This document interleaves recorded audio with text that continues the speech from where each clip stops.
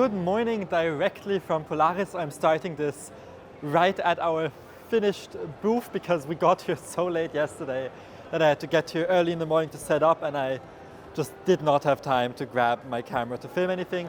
But I think I'm going to show you a big tour of my booth. It is 12:08. The con opened 8 minutes ago, and you can see people are slowly coming, but barely anyone has made it to the artist alley, as you can see.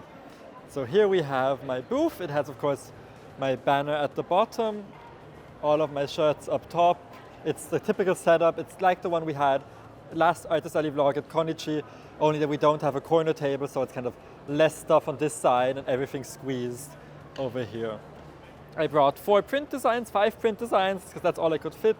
I have my patches, my pins, the bags, the new animal mystery bag, and you can also get these individually, which match the new animal socks, where I have more of those coming as well. All of the socks to grab, the fish bags, and then the shirt designs over here so people can try them on as well. Not sure if you can hear me, it's super loud behind the booth here. It is now 2:19, so the con has been open for a bit over 2 hours, and as you can see, it has gotten quite full, not so full in my row, so that's why I can chat for a bit. But sales have been surprisingly decent for the time. I don't have any space at all back here, and I've just had some snacks, and I've been sticking all of these mystery bags so that I have them ready. But otherwise, I have like this much space, and that's already the rest of the merch. So I need to figure out how to make some space tomorrow.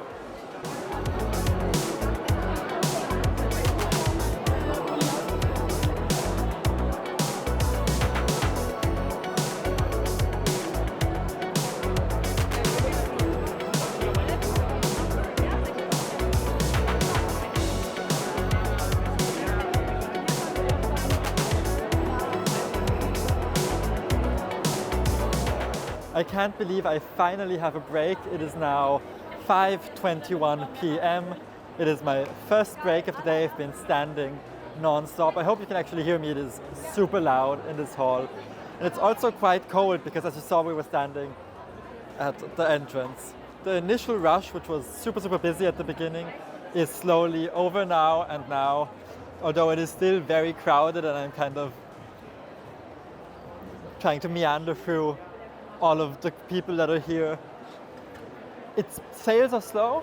Like at the beginning, everybody bought a bag and a shirt and like 7 pairs of socks, and most transactions for like the first hour was entirely empty. For the second hour were above 100 euros, and now almost all transactions are 10 to 15, so it's a single pin or it's a single pair of socks, and people aren't really getting the bundle deals either. But I think it's going to pick up again before people get going at the real end of the day. Okay, if this entire section is out of focus, I apologize. I am trying to... Okay, now I think it works. I am here in the dealer area. It is again very loud. I will do my best to salvage this audio. And the dealer area is incredibly uninspired. I feel like they don't, since it's a newer con and it's not an anime-focused con, they don't have a lot of the policies that I really enjoy that other anime conventions have, that forbid these kind of almost predatory blind bags where you get bootleg items and it's all not really worth it at all, or the big sword booths you just saw me walk past that only have these plasticky, cheap stores. They actually offered me, because I tried to download my helper tickets yesterday, and instead of logging in, they thought I was applying again. They were like, we still have a booth here in the dealer area because the artist area is gone or is full. There's Just Dance going on. I'm trying to go somewhere a little bit more quiet. But yeah, there's various bits and bobs. It's the typical anime dealer crowd, even though this is a gaming esports event. But yeah, of course, it's the same anime artists at every con. It's the same anime dealers. Every Comic-Con is also flooded by the same anime stuff. We are apparently everywhere, and there's very few like dedicated gamer artists. The dealer area continues over here. We're in hall B4 now, so our artist hall is B2. I just walked through B3. and there's more stuff. Let's turn this camera around. We have the same somewhat hygienic dried fruits. We have the same swords, costumes, big booths with lots of lights, and as I can already tell, a lot of bootleggy art. Here we have the typical huge wall of anime figurines, but I think there's not much point of giving a big tour. It's all kind of the same at every con. I hate these big boxes. I feel like I'm so happy a lot of cons, they're everywhere, have finally banned them. Dokumi is one of them, Animate is one of them. The only people who are allowed to have blind bags. There's even more over here. At the big cons that I usually like to attend are artists and people who produce the stuff themselves to make sure that it's all original art, not bootleg and not stolen. So artists are allowed to do it, but dealers or vendors or not, original creators can as well. Across from me we have some of the big publishers, which is way too overexposed to show you anything. And I can see upstairs is the creator collection. I'm not quite sure what that area is. I think it's kind of like the influencer streamer area. This con, more than any other con, is filled with people who are live streaming on Twitch while they are here. So they will come to your booth with their full gimbal and camera, live streaming with a second phone stuck to their hand.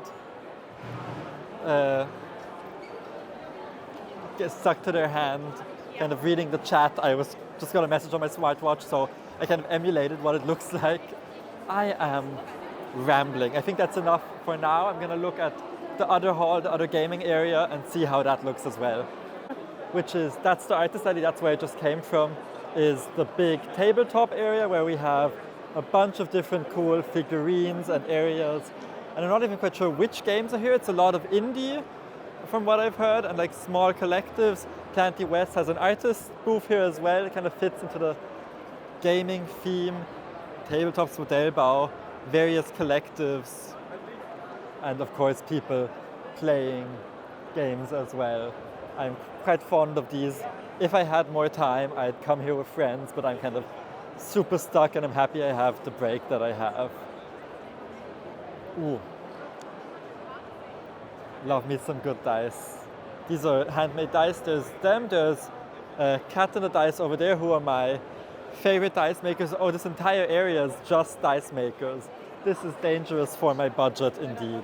Next to the board game area, which I just left, there's still some booths behind me. We are entering the cosplay area.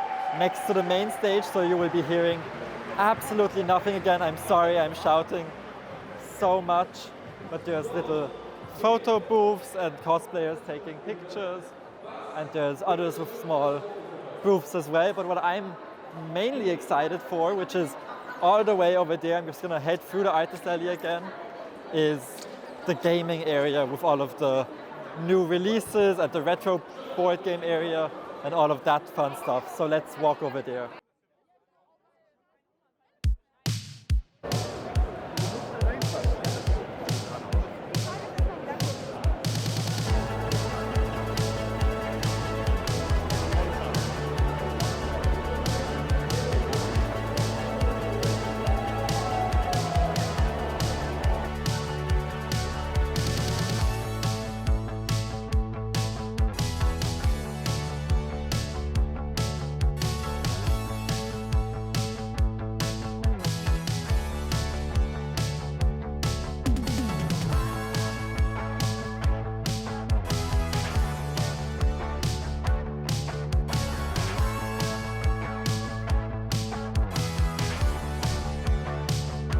And that's a wrap for Polaris. I am back home, as you can see. I've dropped off most of my suitcases at my studio. I still have one here, and I am quite tired and happy it's over. It went surprisingly okay. The last day was very weak again, but not as weak as the last day was last year. Since last year I was almost completely sold out of everything.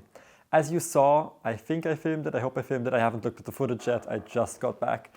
I had to redo my setup on the last day because I was just sold out of so many things. I sold out of half of all of the sock designs I had with me, including most of the fan art socks. I sold out of a lot of the pins since I simply forgot to bring the correct stuff. And I sold out of, that's about it, a few of the shirt designs, especially in the larger sizes. I know at Konichi, I sold the M size was sold out in every single category, like every single design I had. And then the others, like the XXL and the extra small, I had a lot left. At Ani Night, it was like very evenly spread. This time, I sold out of 2XL and extra large very quickly, and I sold not a single extra small or small. The smallest size I sold was medium, which really, really surprised me. So yeah, you never know what to pack, and apparently I always pack wrong. I just try to bring enough of everything and a few more of M and L, since those are the sizes that normally tend to do better. But if I order new shirt designs, I might have to just get a few more in the larger size and a few less in the smaller size, since that's apparently what my customer base prefers. Profit-wise, the con was decent. It was better than last year, but not by as much as other conventions were better as last year. So I didn't double my profit, which is what I've been doing for other conventions, doubling or tripling my revenue from last year. Not profit, since I have a lot more expenses this year, but my revenue has been a lot higher. But still, it was totally worth it, since my expenses this time were also still very low. I was there by train with my partner, who I love very much and don't have to pay the way I have to do with other helpers. We stayed with an artist friend, so I didn't have any lodging costs, although I spent way too much money on food at the convention, especially on drinks, since we forgot to bring bottles every single day. So we had to buy the 0.5 liter Coke bottles for €4.50, which is ludicrous, but a girl's gotta eat. So it was fine. And now I'm back here and I am preparing for some stuff which you will see next week in the vlog, which will be a shop launch for some drag race inspired pins. The time you're seeing this, it's already online. I can spoil it. I did a new pin collection with Metamorkid, which is arriving tomorrow. And I also have my new animal sock and pin collection arriving, which I can show you in a bit as well.